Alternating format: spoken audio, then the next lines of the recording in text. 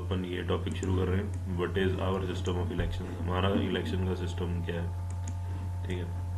देखो मोटा माटी एक चीज समझ लो, सबसे पहले ना कॉन्स्टिट्यूएंसीज डिसाइड होती है, ठीक है। कॉन्स्टिट्यूएंसीज डिसाइड होती है, ओके।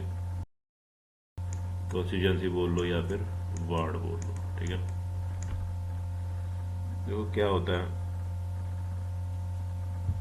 मान लो पंजाब है, पंजाब में मान लो मेरे ख्याल से 60, पता नहीं 60 MLA की सीट्स हैं, ठीक है। MLA यानी कि स्टेट लेजिस्लेटिव असेंबली में 60 है कि 80 है, डाउट, चलो 80 मान लेते हैं, ठीक है। लेट अस सपोज 80 है, यानी कि जो यहाँ की SLA है, स्टेट लेजिस्लेटिव असेंबली है, उसमें कितने MLA सीट्स हैं, 80 MLA सीट्स हैं। कहने का भाव, जो पंजाब है भैया, उसके ना उसको डिवाइड किया जाएगा कॉन्स्टिट्यूएंसीज में, और कितनी कॉन्स्टिट्यूएंसीज बनेंगी ऐसी, 80 कॉन्स्टिट्यूएंसीज बनेंगी। तो उनकी कुछ भी शेप हो सकती है, कोई बड़ी हो सकती है, कोई छोटी हो सकती है। It all depends on election commission की उसने इस बार कॉन्स्टिट्यूएंसीज कैसे बनाई हैं, ओके क्लियर। तो 1 2 करते करते कितनी कॉन्स्टिट्यूएंसीज होंगी, 80 कॉन्स्टिट्यूएंसीज होंगी, ठीक है। हर एक कॉन्स्टिट्यूएंसी से मान लो 2-3 पार्टियां लड़ रही हैं, कांग्रेस लड़ रही है, बीजेपी लड़ रही है ना, और आम आदमी पार्टी लड़ रही है, ठीक है। तो हर एक कॉन्स्टिट्यूएंसी से कोई ना कोई कैंडिडेट जीतेगा, समझ लो। तो कॉन्स्टिट्यूएंसी होती है एक इलाका, है ना, एक इलाका having definite number of voters, ठीक। आई बात समझ। कॉन्स्टिट्यूएंसी समझ में आनी चाहिए, कॉन्स्टिट्यूएंसी एरिया होता है पर्टिकुलर। तो ये कॉन्स्टिट्यूएंसी, ये कॉन्स्टिट्यूएंसी बनाएगा कौन, कॉन्स्टिट्यूएंसी डिसाइड कौन करेगा, इलेक्शन कमीशन डिसाइड करेगा। और कॉन्स्टिट्यूएंसी ऐसा नहीं कि एक बार इलेक्शन हो गया तो कॉन्स्टिट्यूएंसी फिक्स होगी ना।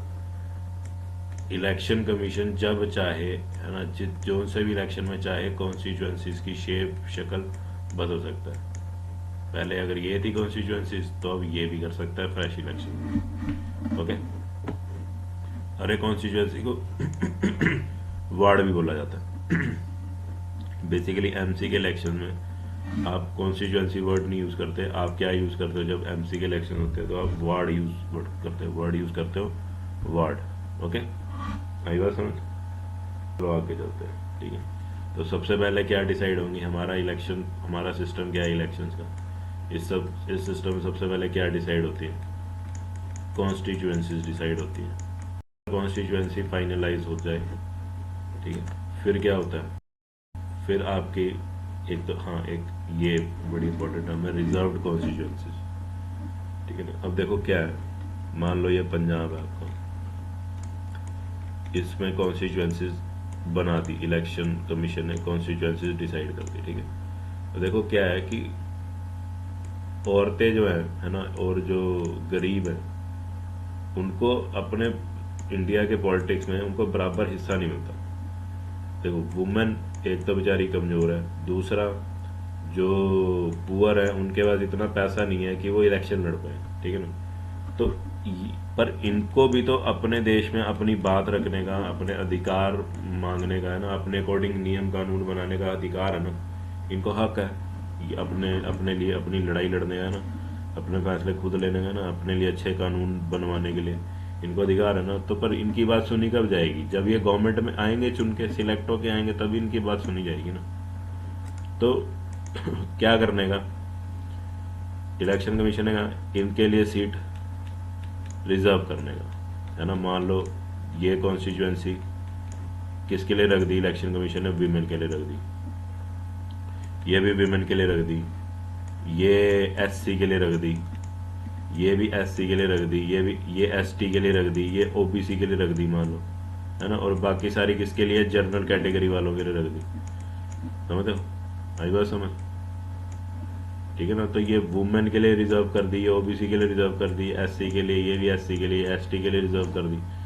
तो ये वाली जो कॉन्स्टिट्यूएंसीज होंगी ये क्या कहलाएंगी, ये रिजर्व्ड कॉन्स्टिट्यूएंसीज कहलाएंगी, ओके। इन पे अगर ये कॉन्स्टिट्यूएंसी वुमेन के लिए रिजर्व्ड है तो इस पे कोई बंदा, मेल कैंडिडेट यहाँ से इलेक्शन नहीं लड़ सकता, यहाँ से सिर्फ लेडी कैंडिडेट्स ही इलेक्शन लड़ेंगे। यहाँ से सिर्फ ओबीसी कैटेगरी का ही बंदा इलेक्शन लड़ेगा, यहाँ से एससी कैटेगरी का ही लड़ेगा, यहाँ से एसटी कैटेगरी का ही लड़ेगा, यहाँ से एससी कैटेगरी का ही लड़ेगा इलेक्शन। समझते हो, ये होती है रिजर्व कॉन्स्टिट्यूंसी। कोई और बंदा यहाँ इनके इन कैटेगरीज के अलावा इलेक्शंस नहीं लड़ सकता यहाँ से। और आगे चलते हैं। आई होप कॉन्स्टिट्यूंसी और रिजर्व कॉन्स्टिट्यूंसी में फ़र्क समझ में आया होगा। ठीक है, कॉन्स्टिट्यूंसी वो इलाका है ना जहाँ से एक पर्टिकुलर बंदा या पर्टिकुलर बंदे कैंडिडेट्स इलेक्शन लड़ेंगे, है ना, उस एरिया में वोटर्स होंगे कुछ ना कुछ, उसको आप क्या कहोगे, कॉन्स्टिट्यूंसी। रिजर्व कॉन्स्टिट्यूंसी देखो, वुमेन को उनके सम्मान देने के लिए, अपनी प्लेस देने के लिए, है ना, ये भी अपनी बात कह सके, अपने अकॉर्डिंग लॉज फॉर्मुलेट करवा सके।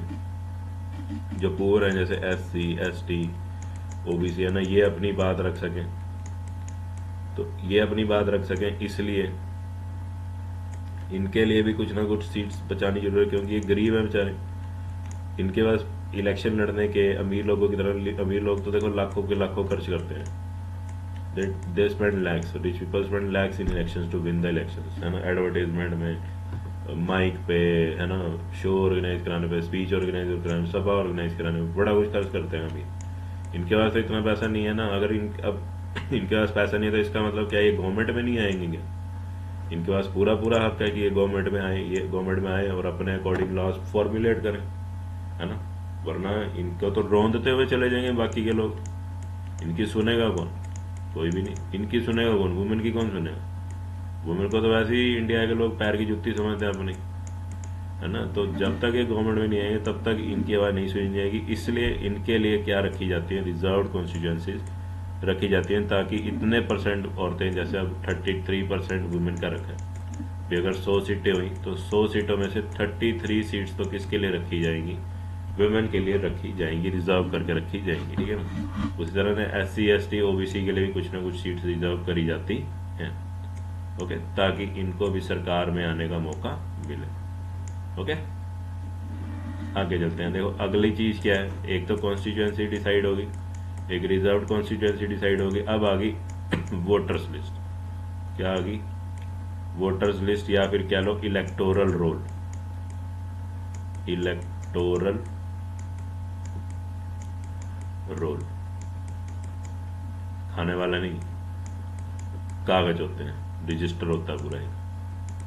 क्या होता है रजिस्टर में? इसके दो सेक्शन में बटा होता है हर एक पेज।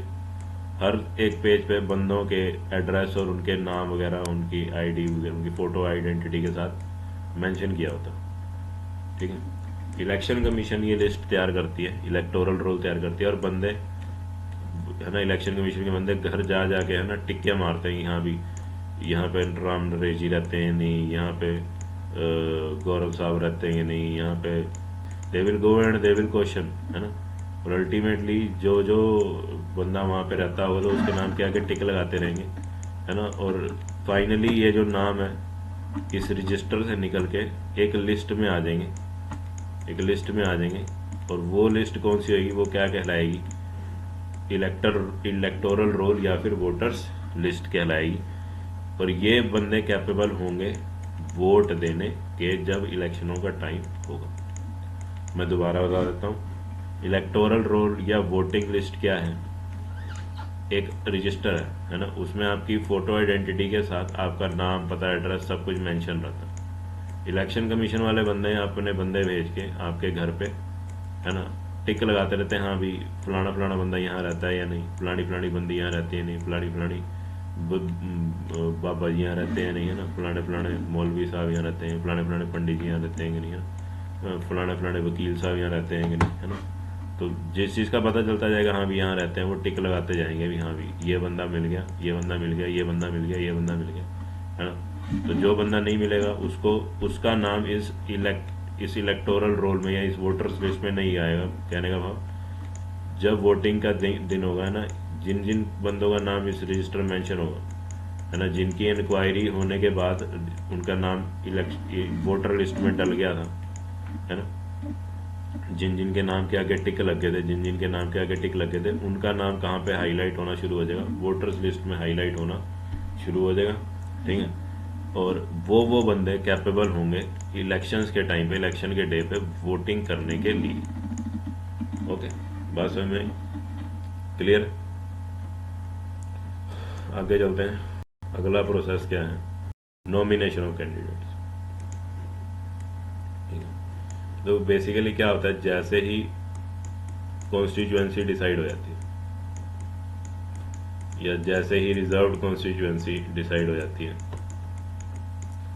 क्या होता है, पार्टियां अपने अपने कैंडिडेट्स फाइनल कर देती हैं, अपने अपने कैंडिडेट्स के नाम नॉमिनेट करके लिस्ट जारी कर देती हैं। भी हमारे यहाँ जगह से फलानी फलानी जगह से, लुधियाना से ये लड़ रहा है, अमृतसर से ये लड़ रहा है, फगवाड़ा से ये लड़ रहा है, जलंधर से ये लड़ रहा है ना, कपूरथला से ये लड़ रहा है ना, क्या कहते हैं, मुक्तसर से ये लड़ रहा है ना, और फलाने फलाने बंदों के नाम डाल देती है जो जो इन सीट्स से इन जगहों से इलेक्शन लड़ रहे होते हैं। तो नॉमिनेट किया जाता है कैंडिडेट्स को इलेक्शन लड़ने के लिए, है ना। तो वोटर्स लिस्ट कह लो, वोटर लिस्ट और नॉमिनेशन ऑफ कैंडिडेट्स वाला जो प्रोसेस है वो साथ के साथ चलता रहता है। एक तरफ से वोटर लिस्ट इलेक्शन कमीशन तैयार कर रहा रहता है, दूसरी तरफ से कैंडिडेट्स को नॉमिनेट किया जाता है पार्टी के द्वारा, है ना। जो जो इंडिपेंडेंट खड़ा होना चाहता है वो इंडिपेंडेंट खड़ा होता है, और जब फाइनल हो जाता है ना, जब इनके नाम फाइनल हो जाते हैं पार्टी की तरफ से, या लोग खुद डिसाइड कर लेते हैं कि हाँ भी मैंने इंडिपेंडेंट लड़ना है, समझो, तो क्या होता है, ये बंदे जाते हैं, ये लोग जिनके नाम फाइनल हो जाता है पार्टी की तरफ से या जो डिसाइड करते हैं कि मैंने इंडिपेंडेंट लड़ना है, ये भाई साहब जी कहाँ जाते हैं सारे? ये जाते हैं इलेक्शन कमीशन के पास। कहाँ जाते हैं? They go to election commission office, और वहां जाके अपनी नॉमिनेशन फाइल करके आते हैं। नॉमिनेशन फाइल करके आना मतलब कि मैं फलानी फलानी पार्टी के द्वारा,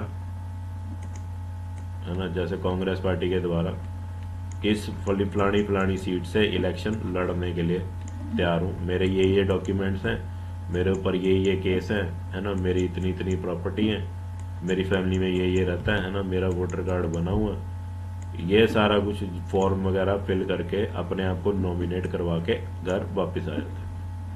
ओके, इलेक्शन जीत के नहीं, इलेक्शन कमीशन के पास अपनी फाइल जमा, अपना फॉर्म भर के आते हैं कि हाँ भी मैं इसी सीट से इलेक्शन लड़ रहा हूँ कांग्रेस पार्टी की तरफ से, ठीक है, या फिर इंडिपेंडेंट या फिर किसी और पार्टी की उस पर। ओके, तो इसको बोलते हैं नॉमिनेशन ऑफ कैंडिडेट। ठीक है, दोबारा बता देता हूँ। देखो, सबसे पहले कॉन्स्टिट्यूएंसी डिसाइड, कॉन्स्टिट्यूएंसी इलाके होते हैं, है ना। उसके बाद रिजर्व्ड कॉन्स्टिट्यूएंसी डिसाइड हुई वुमेन के लिए, SC ST OBC के लिए, ठीक है ना। इलाके होते हैं, इलाके, एरिया, ठीक है ना। हर एक इलाके से कोई ना कोई एक या दो कैंडिडेट आपस में लड़ेंगे, candidate A B C elections लड़ेंगे, और इनमें से कोई एक कैंडिडेट, लेटर सपोज A जीत जाएगा, है ना, तो ये कॉन्स्टिट्यूएंसी को चलाने का या रिजर्व कॉन्स्टिट्यूएंसी को चलाने की परमिशन, अधिकार किसको मिल जाएगा?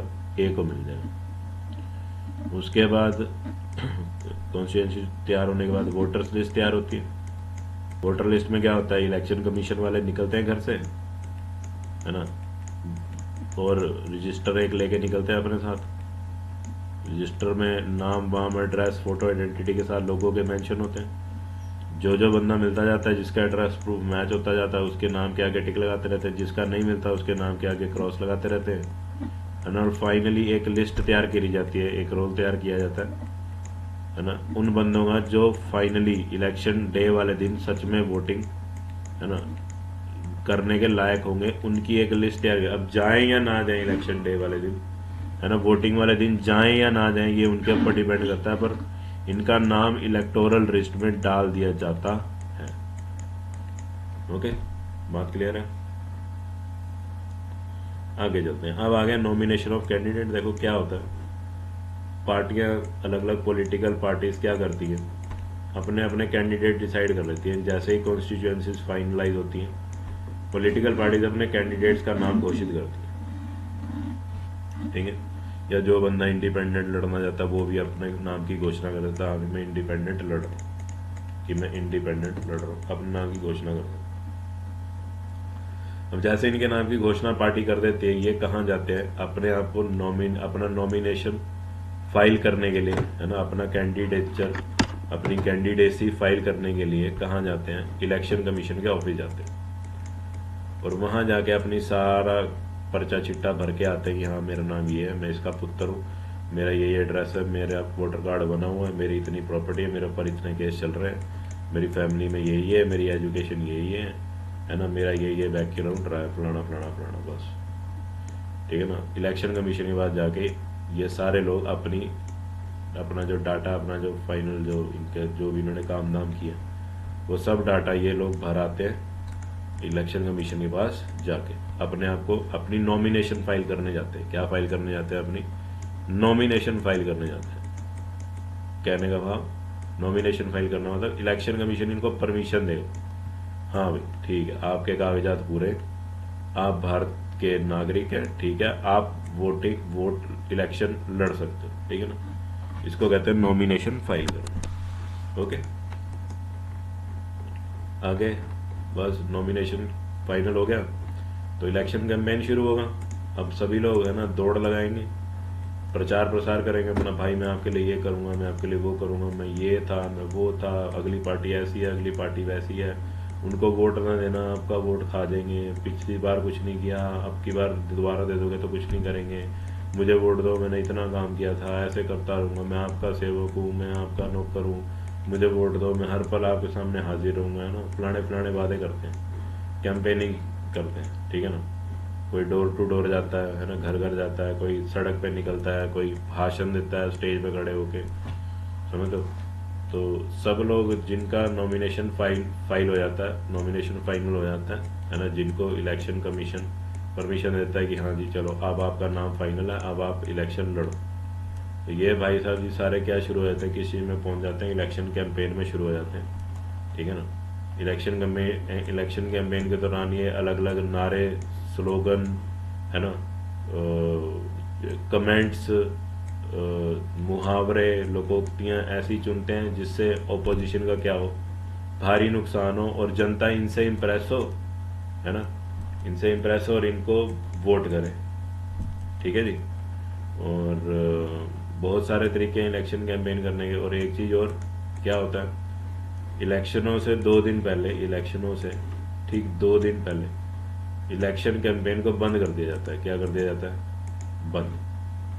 क्यों? क्योंकि इतना शोर शराबा होता है। बेसिकली मेरे ख्याल से पता नहीं 4 दिन पहले शायद होता है, 4 दिन या 3 दिन पहले शोर शराबे वाला जो कैंपेन होता है, स्टेज पे चढ़ के भाषण देना, है ना, और वो जो क्या कहते हैं ऑटो पे घूम घूम के स्पीकर लगा लगा के बाजे बजा बजा के जब बोल रहे होते हैं, वो इलेक्शन कमीशन कहता है चलो अब 3 दिन आप अब आराम करो, ठीक है। आप अब किस तरह का कैंपेन करोगे? साइलेंट कैंपेन करोगे, ठीक है। हम आपने बड़े बड़े भाषण नहीं देने, आप डोर टू डोर जाओ या वैसी सड़क पे निकलो, लोगों को हाय हेलो करो, बोलो कि हाँ मेरे को वोट दो, पर you will not hold any mic, you will not use any speaker, है ना। आप ना तो ऑटो के ऊपर स्पीकर फिट करोगे, ना तो आप कोई स्टेज शो करवाओगे, तो तो सभी चीज़ों पे इलेक्शन कमीशन क्या कहता है कि 3 या 4 दिन पहले या 2 दिन पहले क्या लग जाएगा? प्रतिबंध लग जाएगा, है ना। और मान लो 7 फरवरी को इलेक्शन है, तो 6 फरवरी को आप साइलेंट कैंपेन भी नहीं कर सकते। इस दिन साइलेंट कैंपेन भी बंद करा देता है इलेक्शन कमीशन, ठीक है ना। मान लो 4 तारीख को कहा था, 4 तारीख तक रखा था कि आप जितने आपने स्टेज शो करने हैं, जितने आपने स्टेज पे चढ़ के भाषण देने हैं, आप कब तक करोगे? 4 तारीख तक करोगे, है ना। और आप 5 तारीख को सिर्फ क्या कर सकते हो? साइलेंट कैंपेन कर सकते हो, और 6 तारीख को सब बंद, साइलेंट कैंपेन भी सब बंद, ठीक है ना। और 7 तारीख को क्या होंगे जी? इलेक्शन। क्लियर है बात समझ में? तो ये होता है सारा इलेक्शन कैंपेन। ओके, आगे चलते हैं। अब इलेक्शन का मेन हो गया, अब पोलिंग होगी, वोटिंग होगी, लोग अपना वोट पोल करके आएंगे, अपना वोट डाल के आएंगे, और जब वोटिंग हो जाएगी खत्म तो 1-2 दिन में इलेक्शन कमीशन इन वोटों की काउंटिंग करेगी, और जैसी वोटों की काउंटिंग करेगी शाम तक रिजल्ट आपके सामने होगा। हाँ भी फलाना फलाना बंदा दिलीप शर्मा वार्ड नंबर 3 से है ना, विजेता घोषित किए जाते हैं। समझ रहे हो? क्लियर है? Polling and counting of votes होता है। ठीक, जब पोलिंग वोलिंग सब पोलिंग होता है, वोट डाल के आना, है ना। पोलिंग बूथ पे जाते हो ना, पोलिंग बूथ पे जहाँ पे वोटिंग होती है उसको पोलिंग बूथ बोलते हैं। और जब वोटिंग वोटिंग हो जाती है तो फिर इलेक्शन कमीशन उन वोट्स को काउंट करना शुरू करता है। ठीक है ना। और मान लो आज जैसे 7 फरवरी को क्या हुई, वोटिंग हुई, तो 8, 9, 10 3 दिन को लेके, है ना, काउंटिंग होएगी। और यानी कि पता नहीं रेस्ट करेंगे या जो भी करेंगे, 11 तारीख को काउंटिंग होएगी, है ना, या रिकाउंटिंग कह लो आप, जो भी होना है। जब 11 तारीख को होगा और 11 तारीख को रिजल्ट घोषित कर दिए जाएंगे कि हाँ भी फलाना फलाना बंदा फलाने फलाने वार्ड से जीत चुका। ओके, तो ये अपना सारा प्रोसेस। पहले कॉन्स्टिट्यूएंसी सेटअप होंगी, रिजर्व कॉन्स्टिट्यूएंसी सेटअप होगी, इलेक्टोरल रोल या फिर वोटर्स लिस्ट तैयार होगी। उसके बाद नॉमिनेशन ऑफ कैंडिडेट्स होगा। फिर जी कैंडिडेट अपना पूरा जोर लगाएंगे कैंपेन में। कैंपेन जब बंद होगा तो पोलिंग होगी, वोटिंग होगी। कहने का पोलिंग मतलब वोटिंग। और वोटिंग खत्म होने के बाद कुछ दिनों बाद वोट काउंट होगा। और वोट काउंट होने के बाद क्या होगा, बंदों को विनर या लूजर घोषित कर दिया जाएगा। यह है अपना इंडिया का इलेक्शन सिस्टम। आई होप इतने हिंट मिल गया होगा। हिंट मिल गया तो उसके बाद पढ़ना आसान हो जाता।